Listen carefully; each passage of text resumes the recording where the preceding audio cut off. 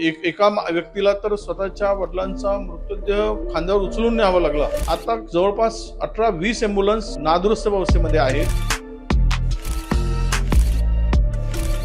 Ambulance घेण्यासाठी driver जात असेल किंवा संबंधित कर्मचारी जात असेल, त्याला धमकावलं जात असेल तर मात्र यावर गांभीर्यानं बघण्याची गरज आहे. म्हणजे ECU हा गायब दिसतोय, गिअर लिव्हर, इंजिनच्या वरचे कव्हर हे सर्व गायब दिसतंय. शोरूमचा मालक आणि वरिष्ठ अधिकारी यांचं संगनमत असलं पाहिजे की तुम्ही विकून टाका बिनधास्तपणे, आम्ही बघून घेऊ. तर काय करताय आरोग्य विभाग? राज्याच्या आरोग्य विभागाची लक्तरं वेशीवर टाकण्याचा प्रकार गडचिरोली जिल्ह्यात घडलेला आहे. एकतर गडचिरोली जिल्हा दुर्गम जिल्हा म्हणून सगळ्यांना सुप्रसिद्ध आहे, मात्र तिथे आरोग्य व्यवस्थेची आता पुरती वाट लागलेली आहे. ज्या काही अँब्युलन्स होत्या त्या रिपेअरिंगच्या नावाखाली एक नाही दोन नाही तब्बल 2.5 वर्षांपासून मेंटेनन्सच्या नावाखाली एका शोरूम मध्ये पडून आहेत. त्यामुळे तिथे आता आरोग्य व्यवस्थेचा काय बोजवारा उडालाय याचा अंदाजच न लावलेला बरा. काँग्रेसचे ज्येष्ठ नेते विजय वडेट्टीवार आता आपल्यासोबत आहेत. सर, गडचिरोली जिल्हा तुम्हाला नवीन नाहीये, आरोग्य यंत्रणा तिथे कशी आहे ते सुद्धा तुम्हाला माहिती आहे. मात्र आरोग्य विभागाच्या अँब्युलन्स 5 अँब्युलन्स जर तिथे मेंटेनन्सच्या नावाखाली 2 वर्षांपासून पेंडिंग असतील तर काय म्हणावं? नाही, निश्चितच मला असं वाटतं की गडचिरोली सारख्या अतिसंवेदनशील आदिवासी बहुल वा महाराष्ट्राच्या शेवटच्या टोकावर असलेला जिल्हा, ज्यामध्ये याला आपण घनदाट जंगलांनी व्याप्त असा जिल्हा, या जिल्ह्यामध्ये नेहमीच आरोग्याच्या दृष्टीनं प्रश्न उपस्थित होतात.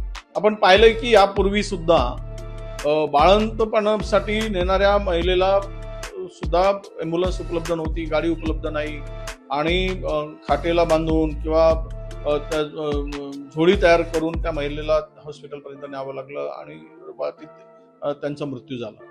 अशा खूप घटना झाल्यात की एका व्यक्तीला तर स्वतःच्या वडिलांचा मृतदेह खांद्यावर उचलून न्यावा लागला ऍडमिट करायसाठी जात असताना आणि मृत्यू झाल्यावर सुद्धा. ही फार भयावह आहे. अशा परिस्थितीमध्ये आज तेथील आरोग्य व्यवस्थेचे धिंडवडे जर निघत आहेत तर काय करताय आरोग्य विभाग? तुम्ही 5 ॲम्ब्युलन्स आता 2-2.5 वर्षापासून तिकडे दुरुस्तीसाठी आहे. मी माहिती थोडी घेतली या संदर्भात. आता जवळपास 18-20 ॲम्ब्युलन्स नादुरुस्त अवस्थेमध्ये आहेत. त्यामध्ये डिझेलचा शॉर्टेज आहे, दुरुस्तीसाठी पैसे नाहीत, आणि जिथे दुरुस्तीसाठी टाकलंय तिकडे मात्र त्या ॲम्ब्युलन्स मधून स्पेअर पार्ट काढून दुसऱ्या विकले गेलेत. भाऊ, माझा हाच मुद्दा आहे की जर तुमच्याकडे मेंटेनन्ससाठी पैसे नाहीत तर शोरूमनी तसं कारण सांगायला पाहिजे होतं. 2 वर्षांपासून अँब्युलन्स तिथे पडून आहेत आणि तिथले पार्ट्स आता गायब झालेत, आणि जेव्हा आरोग्य विभागाचे कर्मचारी त्यांच्याकडे जातात तेव्हा त्यांना धमकावलं जात आहे. किती गंभीर प्रकार आहे. नाही, म्हणजे याचा अर्थ असं की तो शोरूमचा मालक आणि वरिष्ठ अधिकारी यांचं संगनमत असलं पाहिजे की तुम्ही विकून टाका बिनधास्तपणे, आम्ही बघून घेऊ.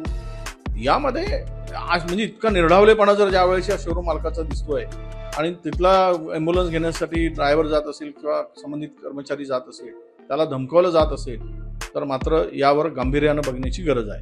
मुळात एक लक्षात घ्या की या रुग्णवाहिका मेंटेनन्ससाठी पैसे का नाहीत, डिझेलसाठी नाहीत, PSCच्या इलेक्ट्रिक बिल भरायसाठी पैसे नाहीत.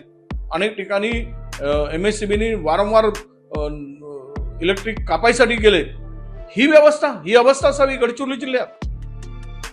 आरोग्य मंत्री तसं यंत्रणा या जिल्ह्याकडे कुठल्या नजरेनं बघताय? मी हे असंही होणारं सगळं काम आहे. म्हणजे लोकांच्या जीवनाशी तुम्ही खेळ लावलाय, लोकांच्या जीवनाचा खेळ मांडलाय तुम्ही.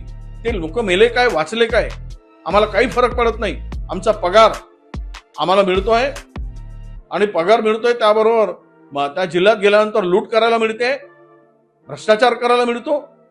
जेवढं लुटता येईल तेवढं लुटून घ्यायचं आणि जनता गई भाड में, अशीच परिस्थिती त्या जिल्ह्यात आहे. मला वाटतं हा गंभीर विषय आहे. या विषयाला घेऊन विधानसभेमध्ये उत्तर मंत्र्यांना द्यावं लागेल, आणि आम्ही मंत्र्याकडून उत्तर घेतल्याशिवाय आणि या सगळ्या प्रकरणाची चौकशी होऊन जोपर्यंत जबाबदार लोकांवर कारवाई होत नाही तोपर्यंत आम्ही स्वस्थ बसणार नाही. हो, आपण बघितलं की याच्यामध्ये अँब्युलन्स तर 3 अँब्युलन्स तिथे पडलेले आहेत, 2 सर्व्हेलन्स व्हेकल सुद्धा आहेत. त्यांचा मुद्दा हा आहे की आम्ही तिथे ज्या पद्धतीनं जेव्हा जातो त्यातल्या काही अँब्युलन्स या CSR मध्ये आलेल्या आहेत. म्हणजे एकतर सरकारी अँब्युलन्सचा तुटवडा, CSR मधनं ज्या अँब्युलन्स मिळाल्यात त्याही जर तुम्हाला मेंटेन करता येत नसतील आणि त्या जर मेंटेनन्सच्या नावाखाली शोरूम मध्ये जात असतील तर किती मोठा भ्रष्टाचार आणि किती मोठा सावळा गोंधळ तुम्हाला वाटतं? नाही, भ्रष्टाचार मोठ्या प्रमाणात आहे.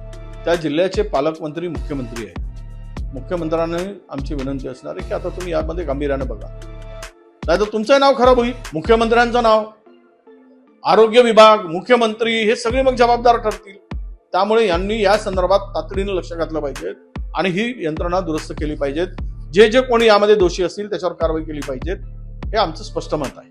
हे होते काँग्रेसचे ज्येष्ठ नेते विजय वडेट्टीवार, ज्यांनी स्पष्ट केलेलं आहे की मुख्यमंत्र्यांनी आता या गंभीर प्रकाराची दखल घ्यायला हवी आणि दोषी असतील त्यांच्यावर कारवाई करावी, अन्यथा काँग्रेसच्या वतीनं सभागृहात यावरती प्रश्न उपस्थित करून दोषी अधिकाऱ्यांवर कारवाईची मागणी केली जाईल. तुषार शेटे, सिविक मिरर, मुंबई.